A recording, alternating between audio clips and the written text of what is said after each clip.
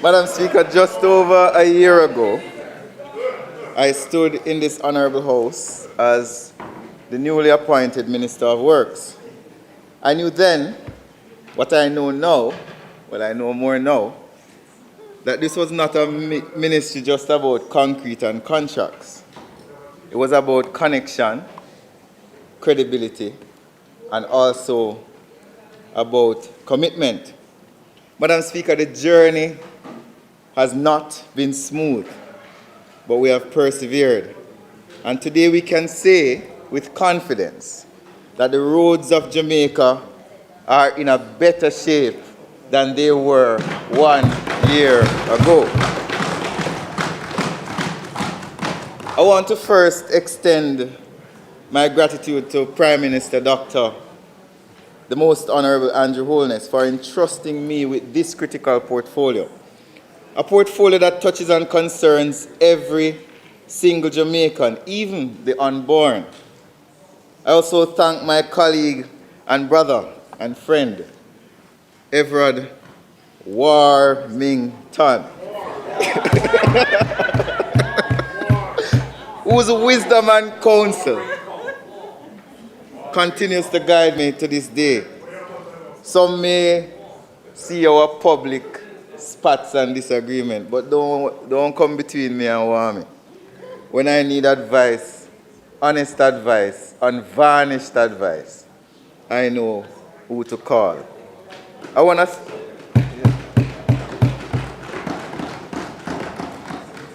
importantly, Madam Speaker, thank my colleagues who surround me with support.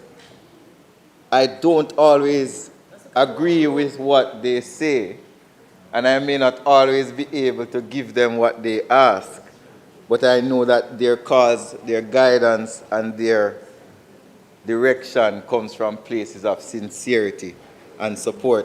I also want to thank colleagues on the other side who have called, who have guided, who have supported me. I won't call your names because I don't want to get you in trouble. But I have colleagues on the other side who are very supportive of my role as Minister of Works. I want to acknowledge my permanent secretary, Arlene Williams, and her amazing team at the Ministry of Economic Growth and Job Creation. I will not call names of the team because there are so many of them who have supported me that I don't want to miss any. I want to also thank my co-workers, I want to call them, from the National Works Agency. I see Mr. Downer here representing the team from the agency. Very helpful team. I'm taking a while with the thank yous because it's very important, Madam Speaker. I want to thank my team from Clarendon North Central who are here with me today. My office team is here. So too, my team from Moko, I see Councillor MacDonald, who is joined the team, as well as Harry White. Also, my staff is here from Kingston and from Chapelton. I see even my office attendant, I asked her to come to be a part. But importantly, Madam Speaker, I want to thank the students from Lennon who are here. And I know that the students from Clarendon College are outside on their way in. A very important point, Minister Williams, the buses that they drove in to come to Parliament were provided through your support to both Lennon and Clarendon College. Both schools did not have transportation, and the Ministry of Education was kind enough to provide buses. No man is strong enough without a good woman behind him and beside him. I want to thank my partner, who is also in the audience, always supporting me regardless of the challenges. Right here. Madam Speaker, this moment is not just a recap. It is a declaration of a recommitment to the next chapter. Our national infrastructure story is not just being written.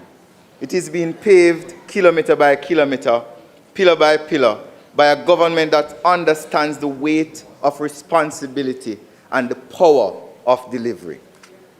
Ready, steady, go. The strategic framework. This framework is more than just a slogan. It's a mindset, a structured, phased, and people-first approach to national infrastructure development. Ready means we are planning with purpose. Our projects are climate resilient, data-driven, and future-proof. Steady means we are investing in people, engineers, students, apprentices, Jamaicans gaining skills, not just roads. Go means decisive, visible action. We patch, we pave, we build because Jamaicans deserve no less. Under Ready, our comprehensive drainage study in Montego Bay will safeguard the city for another 50 years. We'll conduct also a drainage study in Spanish Town to enhance business and improve the ease of use of roads for the next several decades. Under Steady, our interns will be engaged with the Spark program, 20 of them from the University of the West Indies and the University of Technology. We are already partnering with Heart Trust NTA to train and certify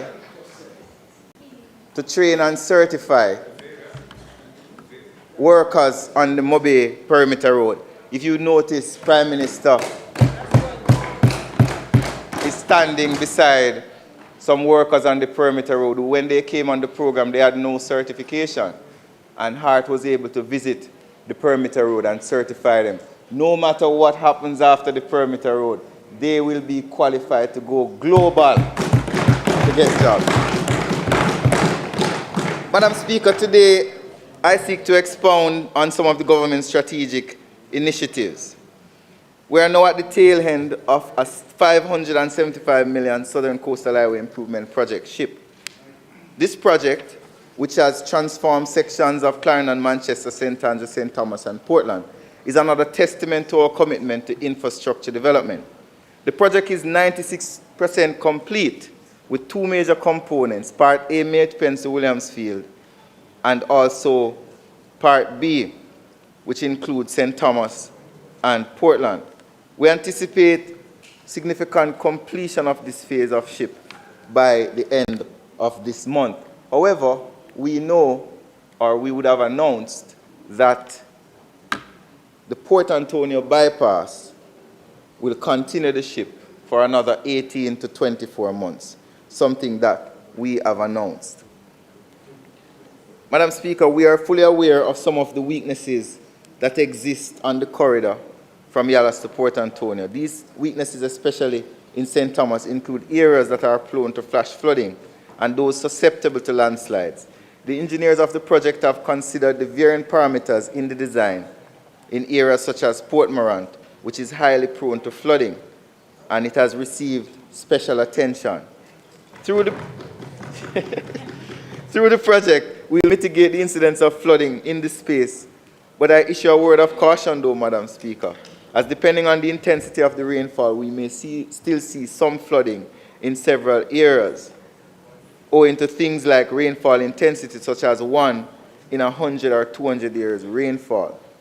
In the western part of the island, the National Road Operating and Construction Company, through the Ministry of Economic Growth, has entered a design and build contract with Czech, also known as the contractor, for the execution of the Montego Bay Perimeter Road. This includes the Montego Bay Bypass, Barnett Street dualization, West Green Avenue dualization, Long Hills Bypass, and as I mentioned before, a comprehensive drainage study. One of the interesting things about the work that we're doing in Montego Bay is that we have created an aggregate testing lab. This aggregate testing lab is what we're using to check the quality of the asphalt that we're putting on the road. Now, this is what you call, well, you couldn't call it an asphalt slab. It is, Prime Minister, have another one. You can have that one. So when the asphalt on the perimeter road is of varying thickness, It comes from 2 inches to up to 3 inches. This is about 2 inches. So this is on the perimeter road. Why is this? Why is it so thick on the perimeter road? It is thick on the perimeter road because the perimeter road is expected to carry large trucks with aggregates transferring from Trelawney, St. Anne to the western side of the island. Every single kilometer of asphalt on the perimeter road is tested at the aggregates lab in St. James. Not only that, yes, not only that, but every single Spark road is also being tested at the lab. There are various standards for different roads. Rural roads may not have 3 inches of thickness, but there are sections of the, no, that's not correct. There are sections of the South Coast Highway improvement from Harborview to Yallas to Portland that has 3 inches.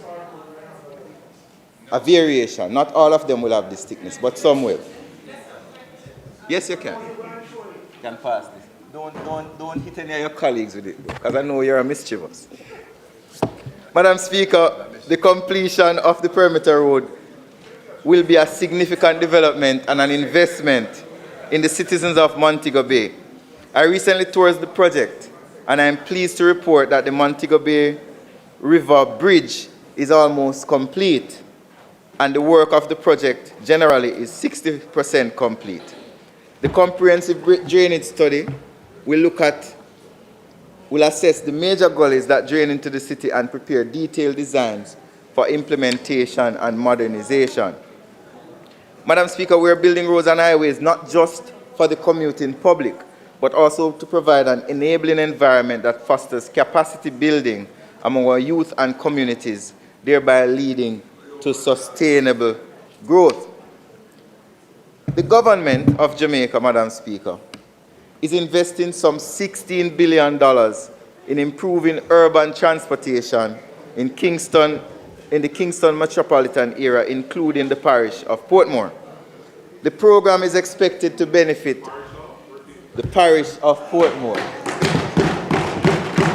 The program will benefit approximately 1.2 million Jamaicans through the CAPEX expenditure program. It will include road, drainage, water, sewage, traffic management, as well as ensuring future broadband connectivity, which are significant deliverables in the program. This ready pillar of our framework ensures that infrastructure projects are being built on strong foundations. Madam Speaker, the Grange Lane upgrade, which is almost complete, and I know Member Terry Long and Miller are very happy with it. Even Fitz drives on it every day. Valued at $925 million, is now 98% complete. I want to speak. I want to speak, Madam Speaker, to the people of the parish of Portmore. I want to say to them, many persons have claimed you, but not all of them have taken care of you.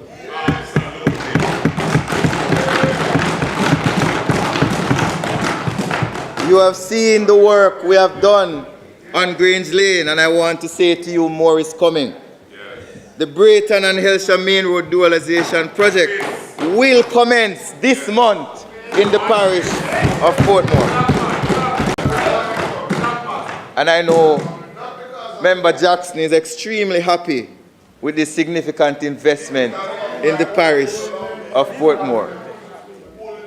Madam Speaker, we have other capital expenditure projects that are in the process of implementation.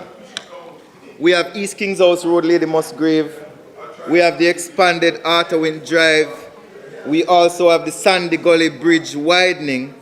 And we also have, once again, Member Jackson, a new entrance to Portmore, the parish of Portmore.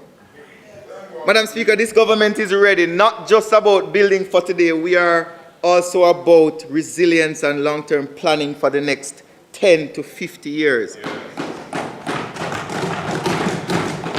is in this vein that the Arthur Wint project, originally a smaller scale dualization project, has now been expanded. We have expanded the project scope from Arthur Wint Drive to Tom Redcom, including Camp Road. Thanks to Minister Williams, she will provide the funding for this amazing project.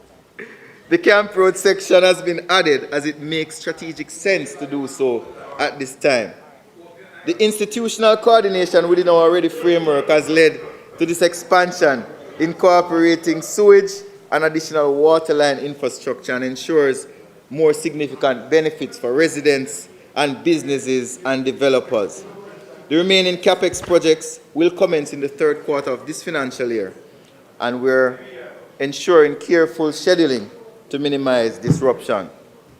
Madam Speaker, Jamaica has over 800 bridges, many of which are aging and require urgent repairs. To accelerate modernization of the country's bridge infrastructure, the government has launched 2 bridge projects, the Priority Bridge Program and the Accelerated Bridge Program. Under the Priority Bridge Program, the government will be spending $1.5 billion on the Troy Bridge, which is now 60% complete, a $230 million investment.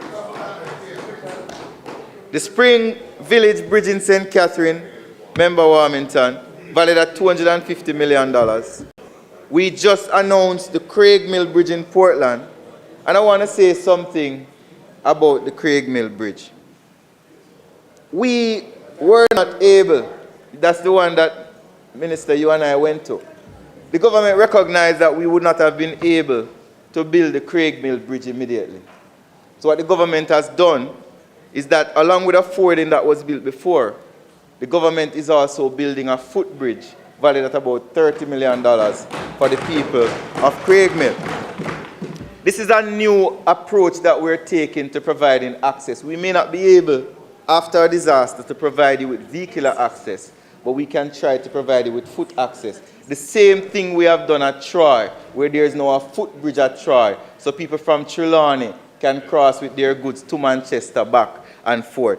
The feasibility studies have been completed as well for the Southwood Bridge in Clarendon, Barham in Westmoreland, Guanabo Vale in St. Catherine, and also Mahogany Vale in St. Thomas is currently being procured.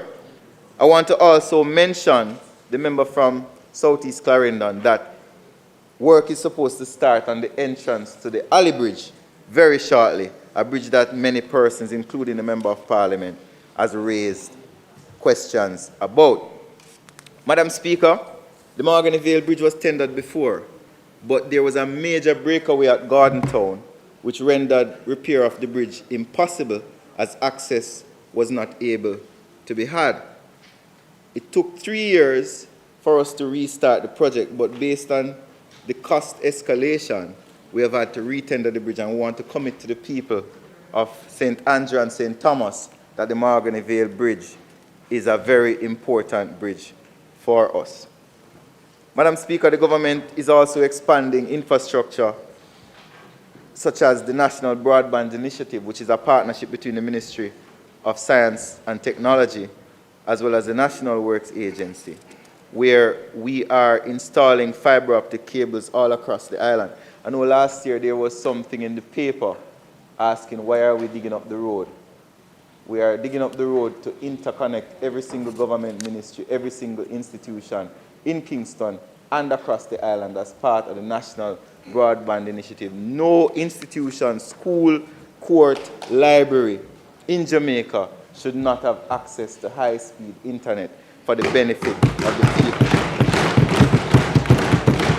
Madam Speaker, we are also prioritizing the $81 million Port Antonio bypass, which will improve travel efficiency, reduce congestion, and support regional economic growth. Cabinet has just approved the Port Antonio bypass, and we expect work on the Port Antonio bypass as an extension to the SHIP program to start this month. The bypass will be a 4-lane design and will provide an alternative route to ease congestion in Port Antonio town center.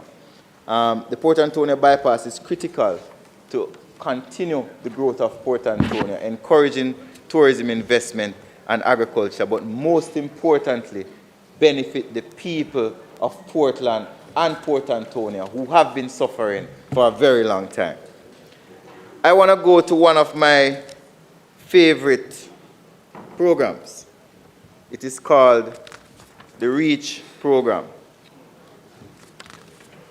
It may, to some extent, not be seen by some persons as a big program. It was $3 billion. But the impact of the REACH program cannot be questioned. Every single constituency in this country benefited from the REACH program.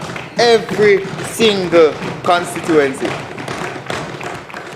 Madam Speaker, the impact of burial and subsequent events is known throughout Jamaica. Every household would have heard cries. This house would have heard cries for help about the deteriorating condition of our roads. I myself cried out at the conditions in North Central Clarendon. Many of my colleagues reached out to the Prime Minister.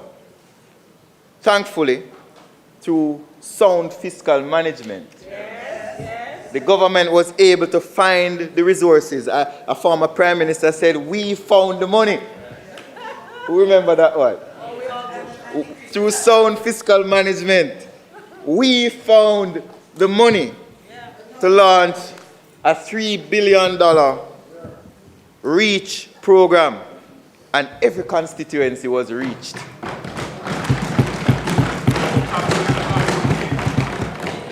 Out of the $3 billion, each member of parliament had the opportunity to recommend $20 million worth of patching in their constituency. Some members of parliament at this time are still benefiting from that $20 million. Madam Speaker, though the REACH was important, we had unprecedented rains between July and December of last year. Almost every day there was rain. Roads that have reached their end of life began to disintegrate. It is for that reason that Prime Minister Andrew Holness announced the REACH emergency, which was a $2 billion program. I remember, Madam Speaker, when some of those on the other side were busy in Christmas eating their ham, I was on the road, marking the road and inspecting, patching, ensuring that the patching was being done properly. As all told, we spent approximately $4.5 to $5 billion on island-wide road patching. I want to announce that the emergency patching is almost 90% complete, 80 to 90% complete. And while the broader $3 billion REACH program, the constituency-based program, is 72% complete. Both phases are expected to be completed by the end of this month. Now you can see me on the road marking potholes to ensure that those important potholes were chronicled and recorded for repair. The government of Jamaica, Madam Speaker, is intensifying its focus on flood management through a series of strategic interventions designed to reduce devastating impacts of flooding. For this financial year, some $825 million has been allocated to various activities such as river training, rehabilitation of eroded gullies, critical upgrades for the country's drainage system. These measures are aimed to safeguard communities, protect critical infrastructure. And this is part of the government's commitment to ensure that we are ready for any disaster. I know Member Hilton is very passionate about the Sandy Gully. And the government has earmarked $2 billion for comprehensive repair and enhancement to the national gully network. It is almost ironic that this government is going to allocate so much money to repair gullies, because back in the day they referred to us as the gully government.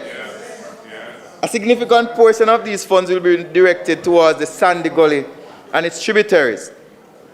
Not many people realize, but the Sandy Gully is not one gully. It's an entire network of a drainage system that ensures that Kingston does not flood.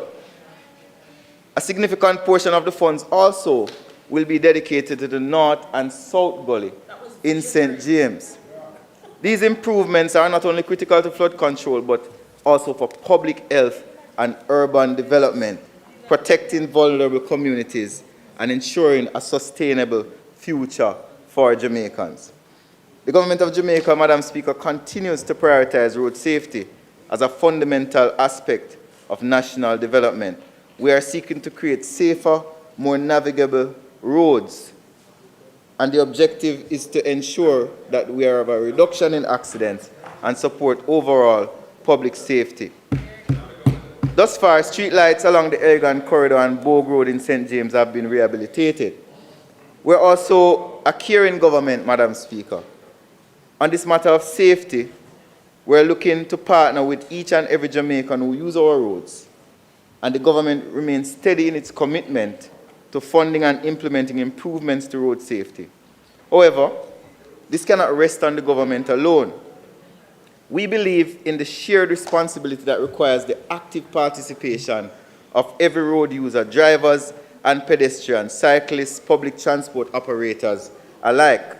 Safe road behavior, adherence to traffic laws, and a collective commitment to vigilance are all essential to the complementing the infrastructure investments. We have lost too many lives on our roads, Madam Speaker, though we have seen a double-digit reduction in road deaths. Any road death is too much. Madam Speaker, every one of us has a duty to protect the ultimate gift of mankind, our life. As part of our way of lifting up our communities, Madam Speaker, we are embarking on a revitalization of our town centers. We have started with Barbican and Halfway Tree. Many of you who drive through Barbican will realize that we have painted the medians in Barbican and also remarked the lanes. We have also reinstalled the barriers in Halfway Tree. I was in Halfway Tree this morning with some of the workers repainting the barriers, and I took a selfie with them while they were painting. Many persons may not see this as important, but Halfway Tree is one of the largest areas of commute in the country. It is a place where students, other workers come. The safety of persons in Halfway Tree is very important, and replacing the barriers, which many of them became damaged, was something that I committed to long ago. Our urban renewal and revitalization program will move to Ocharios next. We'll be paving and resurfacing key areas, repairing sidewalks, installing safety barriers, repainting road markings, improving lighting, and working with the forestry department to beautify areas. I had a conversation with Minister Mackenzie, and one of the things we are going to be doing is partnering with the Fire Brigade and the National Solid Waste Management Authority to ensure periodical cleaning and maintenance of these areas. We'll be working out the permutations of it with Minister Mackenzie shortly. Madam Speaker,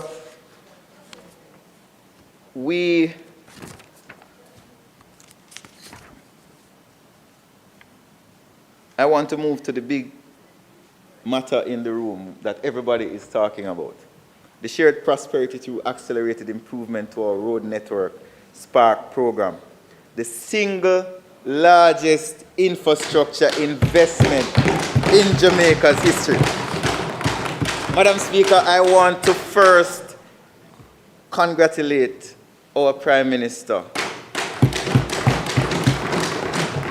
for the vision in leading us along this $45 billion commitment. Madam Speaker, we have issued 148 work orders for roads across 63 constituencies. As of today, work has commenced on 78 roads. Spark covers not just community roads. We're going to talk about community roads, but Spark also will cover something that we don't remember, main roads. Approximately 70 main roads will be repaired in the next phase of Spark. So part A of Spark is local and community roads. It focuses on straightforward road works, including road rehabilitation and reconstruction, repairs to longitudinal drains and road markings. It will address surface distress. It will strengthen pavements in eroded areas and reduce surface roughness. I want to give you an example of how powerful Spark is. Prime Minister would have in December gone to Everest Drive in the constituency of the leader of opposition business. We plan to spend $60 million on Everest Drive. We said we're going to go there, rip up the asphalt and pave it over. But here's how Spark, here is what sustainable development is about. When we dug up the road and we did our soil testing, we realized that the people of Everest Drive were drinking water from asbestos pipes. The government had no choice but to dig up every single pipe in Everest Drive. Remember, you know, Everest Drive does not vote for the government in power. But the place that the Jamaican vote when it comes to our infrastructure program is irrelevant because Spark is a non-political program. Not only that, but we found that we had to build retaining walls. We found that there was an individual whose house was about to collapse because of the road work. We had to do that. So when the opposition spokesperson on works stands in this house and criticizes us as to why Everest Drive don't finish, Everest Drive is not finished because this government will not shortcut the benefits of the people. We will do the work to ensure that the people have good roads. So far, Madam Speaker, we have completed several roads under the Spark program. I am happy to announce, and I know colleagues are also happy to recognize the work that Spark has been doing. So far, since we have started the Spark program in December of last year, we have finished paving Orange Grove Road, Richings Avenue, New North Street, Desmond, or is it Fletcher's Land, which is the correct name? New North Street, Dorothy Drive in the constituency of the Ministry of Finance, Maho Drive in the constituency of MP Miller, Susan Avenue in the constituency of MP Miller, Alanda Terrelong's constituency, Ransford Close, Jasmine Close. And I don't mean to pick on you enough, Fitz, but you're easy to pick on. Yes. Northeast 15th Street in Greater Portmore, and Northeast 14th Street. You didn't come here and tell us that your Spark roads were completed, Fitz. We also have Mountain Pass in the constituency of St. Catherine Northeastern, and also New Nursery in St. Catherine Eastern, and Bellevue Avenue in East Kingston and Port Royal. Madam Speaker, that is about 13 roads. By next week, we've done 13 already. By next week, we'll probably be at 20. The week after that, it will be another 10. By the end of June, we should finish between 35 and 40 roads. We have never in the history of Jamaica built so many quality roads in such a short period of time. How can, Madam Speaker, how can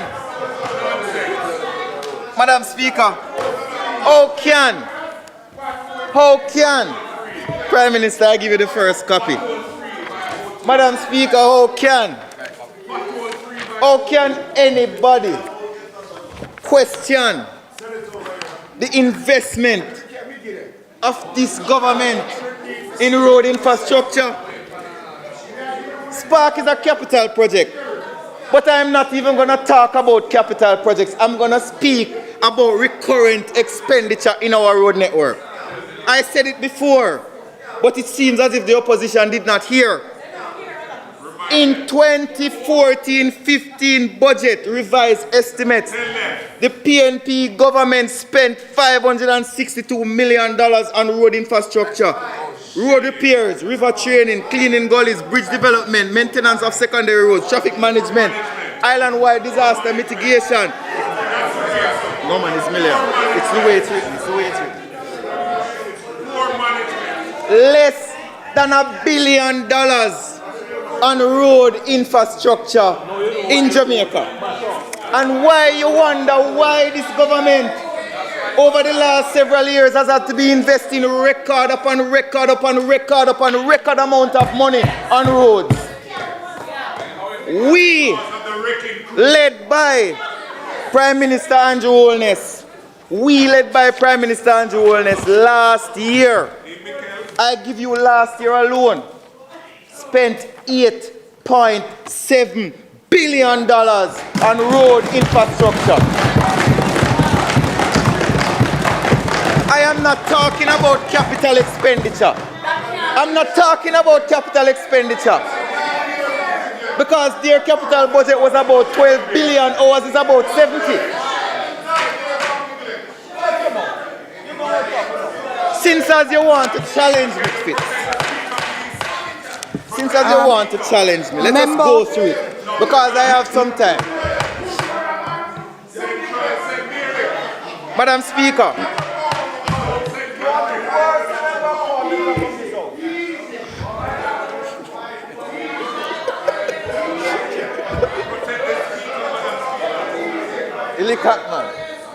Members. Madam Speaker.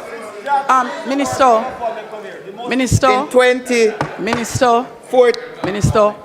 Please speak directly into the mic. Yes. Jamaica hears you perfectly and does not hear the noise around. Thank you, Madam Speaker. Madam Speaker, 2015-2016, which was the last year of the opposition in office, they spent $523 million on our road infrastructure recurrent. In our first full year as government, Madam Speaker, revised estimate, we spent $2 billion.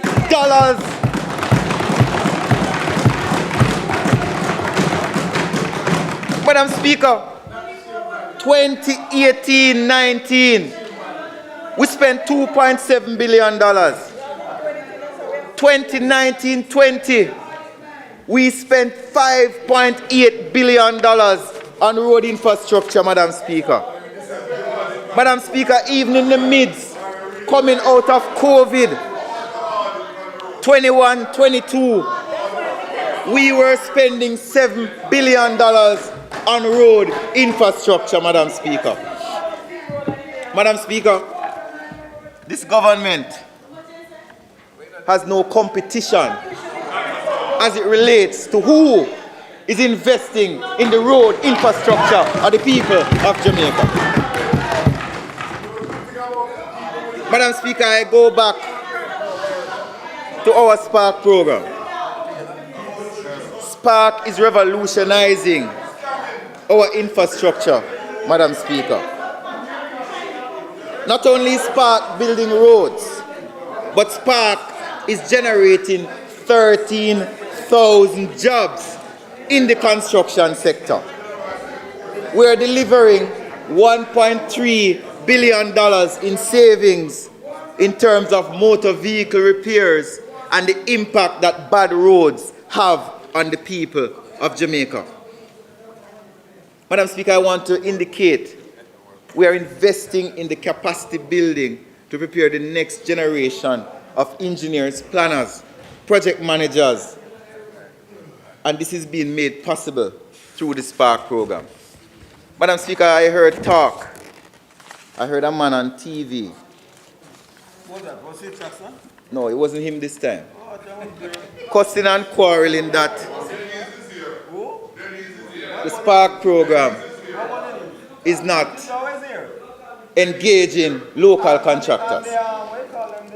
Madam Speaker, the mischief is that when some persons cannot compromise the substance of what we're doing, they try to mislead the country. Madam Speaker, we have engaged 23 local subcontractors under the Spark program. So this argument that no local subcontractor has been engaged under the Spark and it's just foreigners who are engaged is a blatant lie. Madam Speaker, we are engaging subcontractors in St. Catherine Southeastern, St. Catherine Southern, St. Catherine Northeastern, Clarendon Northern, Portland, Western, Trelawney, St. James. There is no truth. There is no truth to the accusation that this government does not care about local subcontractors. And let me explain to you.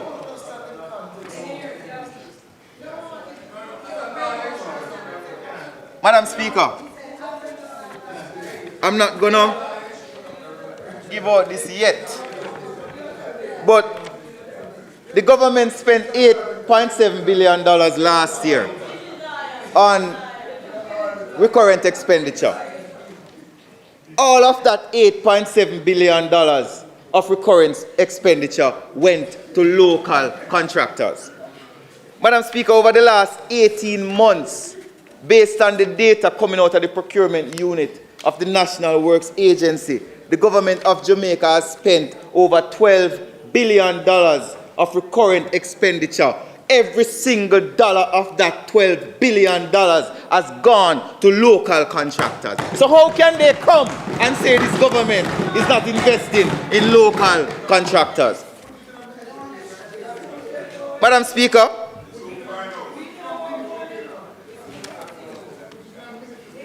under the Spark program, as I said, 23 local subcontractors have been engaged in more than 20 constituencies. Firms are delivering work on critical corridors such as Maho Drive, Passion Gardens, Church Street to Gravel Hill, Bellevue Road, Orange Hill Road, and also Maxfield in Westmoreland. Each local contractor is graded and approved by the Public Procurement Commission, and they're playing a pivotal role in efficiently and professionally helping us to do our Spark program. Since March of 2024 to March 2025, Madam Speaker, as I said before, the government has invested $8.7 billion in local contractors. Not only, let me enumerate it a little bit more, because it's important. The $900 million in pre-burial preparation, all of it went to local contractors. The $1.5 billion in post-burial recovery, every single dollar of it went to local contractors. The $3 billion of Reach road repair went to local contractors. I know that the people on this side recommended local contractors for the REACH program. I don't know who the persons over there recommend if it was foreign contractors. The $2 billion REACH emergency, every single dollar of it went to local contractors. Madam Speaker, just last month, $90.7 million went to a local contractor for the award of a contract to fix an arterial road at Battersea, John Reed in St. Ann. Just last month, another $95 million was awarded to a contractor to fix a breakaway in Hall's Delight. Last month again, $110 million to fix another breakaway in St. Andrew. And the big one, $2.4 billion went to a local contractor for the dualization of the Brayton to the port.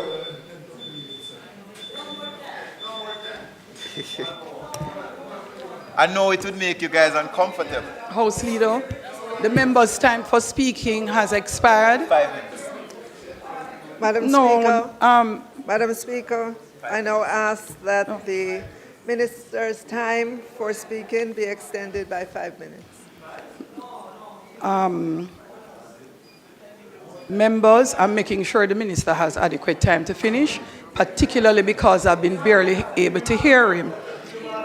I will give you the maximum time that is allowed, 15 minutes to complete your presentation, Minister. And I would love to hear the rest of your presentation. Members, no, I can't.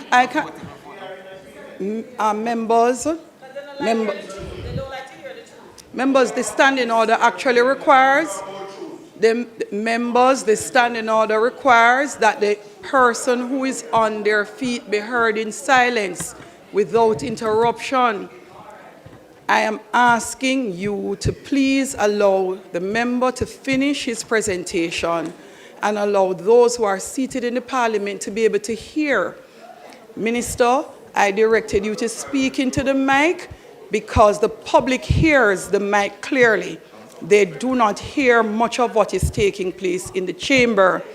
However, for those of us like myself and those seated in the gallery, they do not hear you, almost do not hear you at all when the noise in the chamber is so significant. So, Minister, members, the question is that the minister be allowed 15 minutes to complete his presentation. Those in favor? Aye. Those against, the ayes have it. Minister.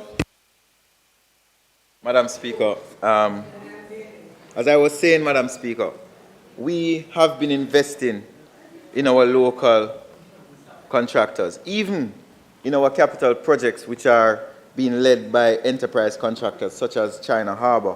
A large portion of the work is being done by local contractors, whether it is the South Coast Highway Improvement Project, whether it is the Perimeter Road.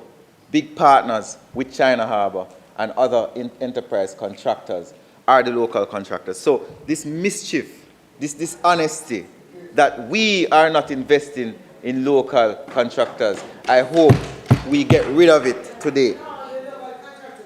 Madam Speaker, there is also another mischief I wish to clear up before I leave here today.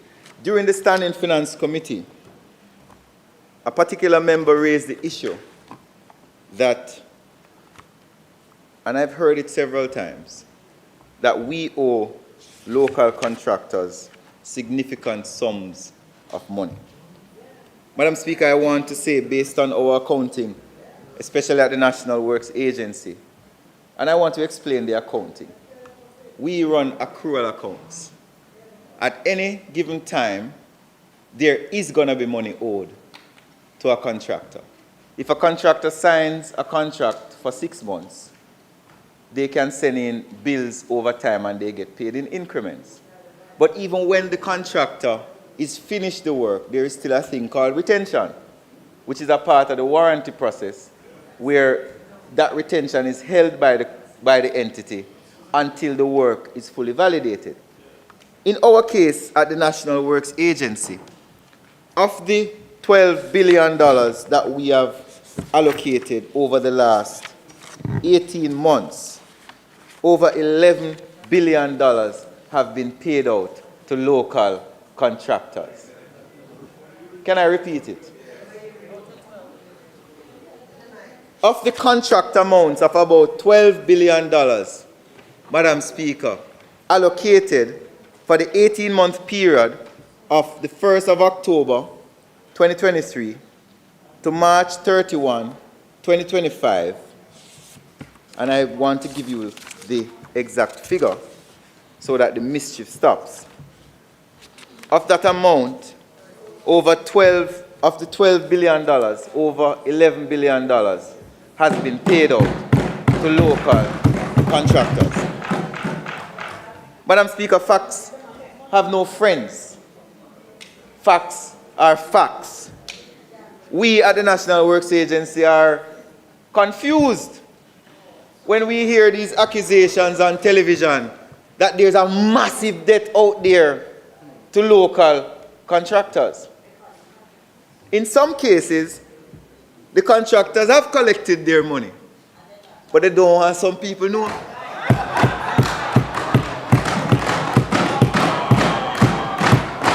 I have had contractors say, boy, Minister Morgan, you know, me collect the bill in about.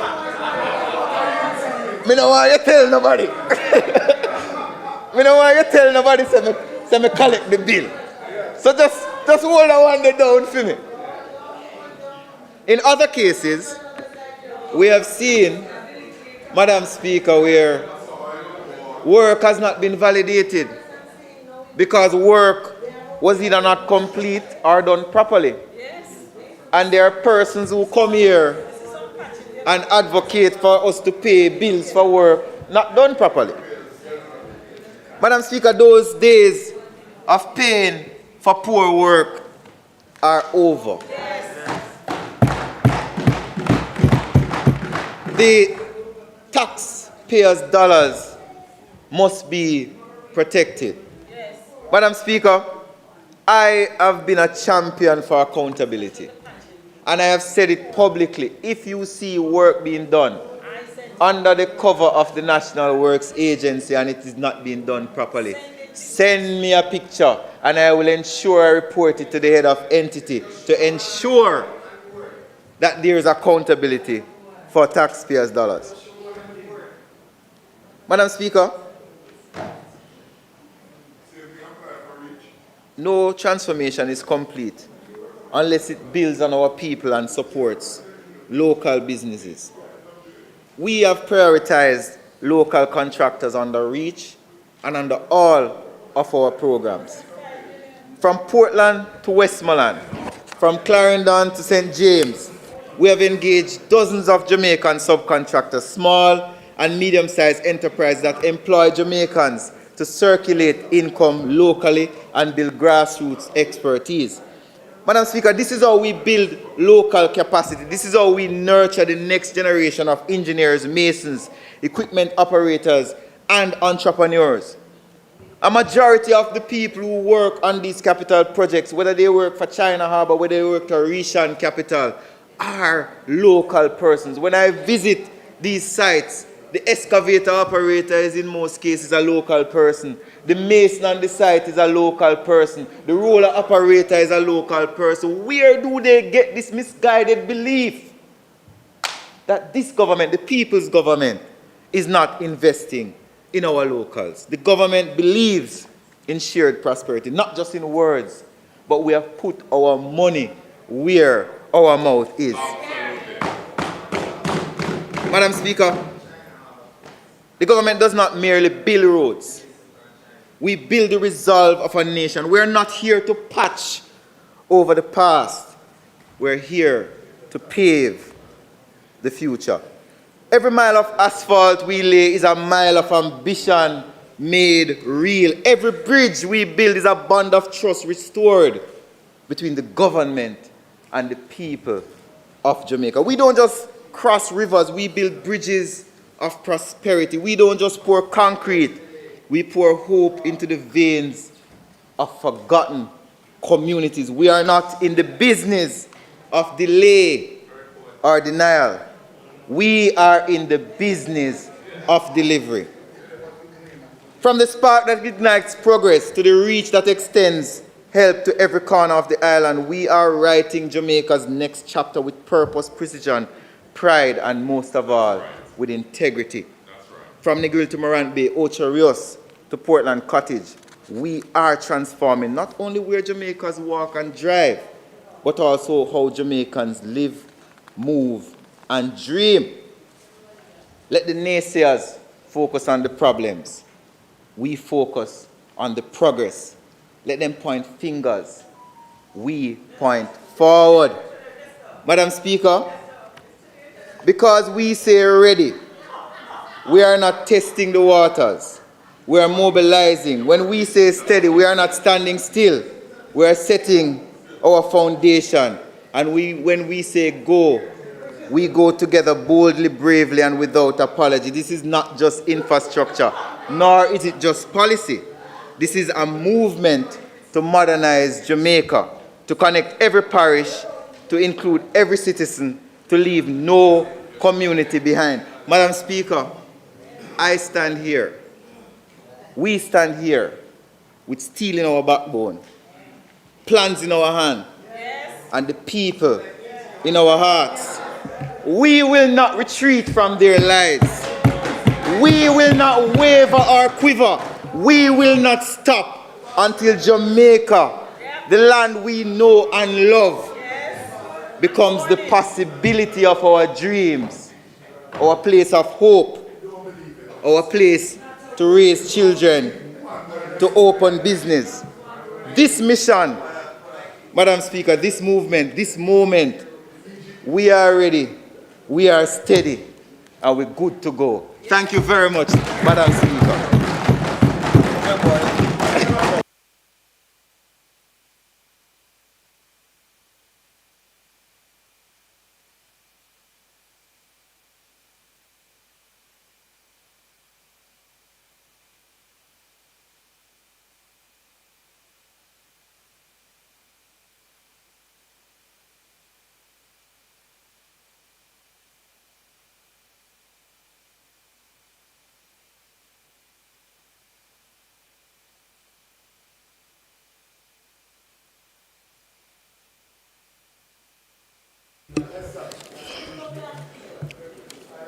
Thank you, Minister.